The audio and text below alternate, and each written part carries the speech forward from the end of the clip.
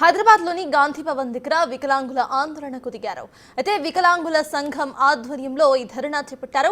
వికలాంగులకు రాజకీయ రిజర్వేషన్లు ఇవ్వాలంటూ వాళ్ళు డిమాండ్ చేస్తున్నారు. అయితే గాంధీ భవన్ ముందే వికలాంగులను పోలీసులు అడ్డుకున్నారు. దీంతో పోలీసులు వికలాంగులకు మధ్య స్వల్ప వాగ్వాదం చోటు చేసుకుంది. తమను లోపలకు వెళ్లనిస్తే నేతలకు వినతి పత్రాన్ని అందిస్తామని వికలాంగులు అంటున్నారు. లోపలికి అనుమతి లేదని పోలీసులు తేల్చి చెప్పడంతో బయటనే నిరసన వ్యక్తం చేస్తున్నారు వాళ్ళు. నేటికి 22 నెలల 15 రోజులు కావస్తున్నది. 670 రోజులుగా పెంచుదలని పెంచకపోవడం అనేది ఇదే సాక్ష్యం అనే విషయాన్ని మీటింగ్లో తిరుగుతూ నెల రోజుల్లో వికలాంగుల పెన్షన్ 4 నుంచి 6,000, వృద్ధుల పెన్షన్ 2 నుంచి 4,000 పెంచి ఇస్తానన్నాడు. మేము ఎప్పటి నుంచి అడుగుతున్నాం.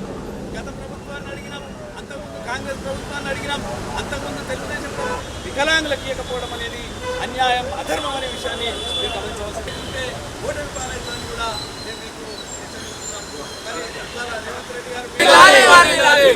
సాయంత్రం పూట 3 గంటలకు జరిగే కేబినెట్ సమావేశంలో వికలాంగులకు రాజకీయ రిజర్వేషన్